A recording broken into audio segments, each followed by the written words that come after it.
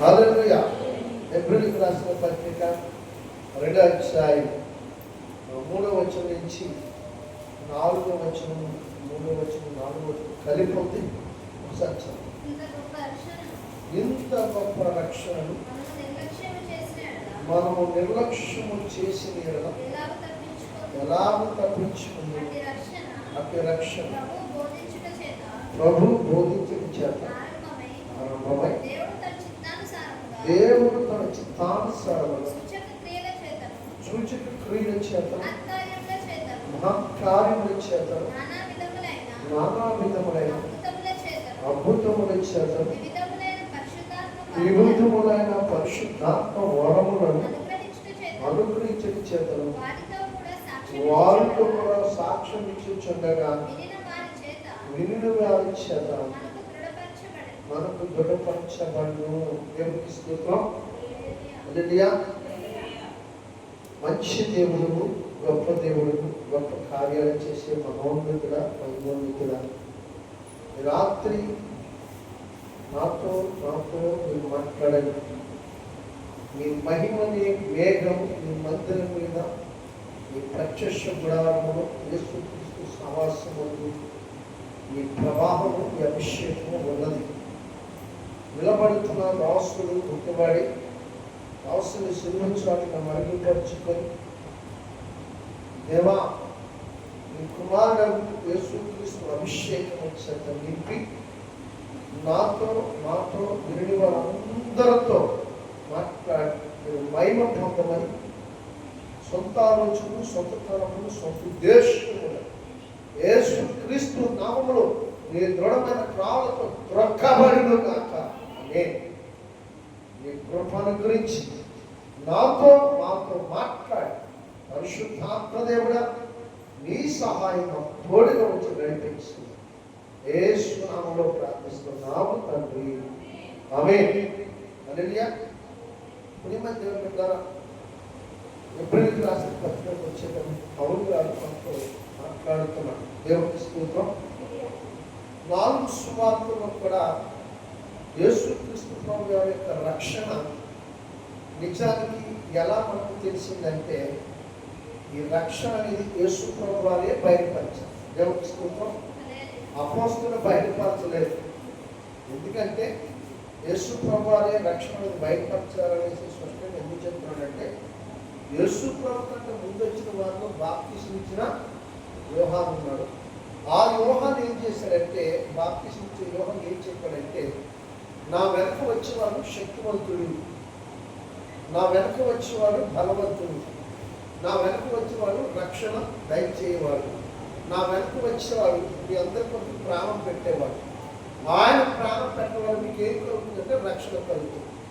So ఆయన రాకముందే మీ పాపములను విడిచిపెట్టి మీ దోషములను తుడిసివేసుకొని కడుక్కొని, ఇదిగో నా వెనక వచ్చేవాడు పేరట మీకు నేను బాప్తిస్తుంది, నేను ఇస్తుంది కేవలం నీళ్ళలోని మాత్రం. కానీ నా వెనక వచ్చేవాడు అగ్నిలోను ఆత్మలోను నీటిలోను కూడా బాప్తిస్ము ఇస్తాడు. కాబట్టి అనుకోవడం చాలా శక్తివంతుడు. ఆయన చెప్పులు విప్పి కూడా నేను పాత్రుడు కాదు, యోగ్యుడిని కాదు. కనుక బాప్తిస్ము ఇచ్చిన యోహాను ద్వారా యేసుక్రీస్తు ప్రభువు యొక్క రక్షణ ప్రజల దగ్గరకు వచ్చింది. నిజానికి యోహాను కంటే ముందు ఎవరు కన్యక గర్భములో మొదటగా ఉన్నారంటే యేసు ప్రభువు వారే మరియమ్మ గర్భములో ఉన్నారు. దేవునికి స్తోత్రం. యేసు ప్రభువు వారే మరియమ్మ గర్భంలో ఉన్నారు. ఎలిజబెత్ గర్భము దాల్చింది అని తెలిసి మరియమ్మ గర్భంలో ఉన్న శిశువు గొంతు వేశారు. దేవునికి స్తోత్రం. హల్లెలూయా. కాదా కాదా? ఓకే, స్వామి. యోహాను మరియమ్మ ఎలిజబెత్ గర్భంలో ఉన్నాడని, యేసు ప్రభువు వారు మరియమ్మ గర్భంలో ఉన్నాడని యోహాను గెంతులు వేశాడు. దేవునికి స్తోత్రం. ఆ సంగతి విని దేవునికి స్తోత్రం. హల్లెలూయా. దేవునికి స్తోత్రం. కాబట్టి యేసు ప్రభువు వారి యొక్క రక్షణ ఎంత గొప్పదో ఈ భూమికి తీసుకొచ్చింది. ఆ యేసు ప్రభు యొక్క మార్గాలు సరళం చేసింది, త్రోవలు సరళం చేసింది. మారు మనసు పొందండి, బాప్తిసం పొందండి, పరలోక రాజ్యానికి మీరు యోగ్యులుగా ముద్రించబడండి అని మొట్టమొదటిసారిగా ప్రకటన చేసింది ఎవరంటే బాప్తిసం ఇచ్చిన యోహాను. యోహాను మామూలుగా మామూలు వ్యక్తి కాదు. మామూలు వ్యక్తి అయితే యోహాను అయితే కాదు నాకు తెలుసు. ఎందుకంటే యోహాను తల్లిదండ్రులు జకరియా, ఎలిజబెత్. అప్పటికి వాళ్ళు వృద్ధులై ఉన్నారు. దేవుని స్తోత్రం. జకరియా అనే వ్యక్తి దేవుని దేవాలయంలో క్రమము చొప్పున యాజకత్వం వహిస్తూ ఆయన ధర్మము చొప్పున ధూపమేటికి వెళ్ళినప్పుడు దూత ఆయనతో మాట్లాడి, ఇదిగో నీకు కుమార్తె ఇస్తున్నాను ఎలిజబెత్కి, ఆయన పేరు యోహానుని పెట్టండి. దేవుని స్తోత్రం.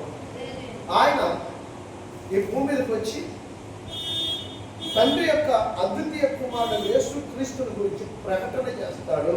హల్లెలూయా అని తెలియచేయడానికి యోహానుని పేరు పెట్టబడ్డాడు. అప్పుడు ఎలిజబెత్ గర్భము దాల్చినప్పుడు పరిశుద్ధాత్మ ఎలిజబెత్ను కూడా ఆవరింపజేసింది. దేవుని స్తోత్రం. యోహాను కూడా పరిశుద్ధాత్మ ద్వారాగే ఈ భూమి మీదకి వచ్చాడు. దేవునికి స్తోత్రం కలుగు. ఈ లోకశోభ మొదలైన జీవనం మీరు చదివితే మీకు అర్థమవుతుంది. హల్లెలూయా ఖచ్చితంగా మీకు అర్థమవుతుంది. దేవునికి స్తోత్రం. కాబట్టి యోహాను కూడా శరీర సంబంధం వంటి పాపము కలిగిన వాడిగా రాలేదు. ఒకవేళ ఇద్దరు భార్య భర్తలు కావచ్చు కానీ అక్కడ రాయబడి ఉంటుంది పరిశుద్ధాత్మ వలన ఆమె గర్భము ధరించింది ఎలిజబెత్.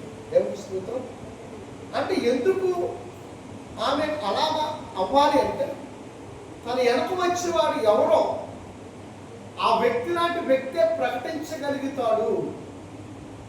వచ్చేవాడు పరిశుద్ధుడు, వచ్చేవాడు శక్తివంతుడు, వచ్చేవాడు రక్షణ తెచ్చేవాడు, వచ్చేవాడు పాపము లేనివాడు, వచ్చేవాడు పవిత్రమైన వాడు. అలాంటి వ్యక్తికి ఆ వస్తున్న వ్యక్తి నిమిత్తం ప్రకటించేవాడు కూడా పరిశుద్ధుడై ఉన్నాడు. అందుకే యోహాను కూడా పరిశుద్ధుడే.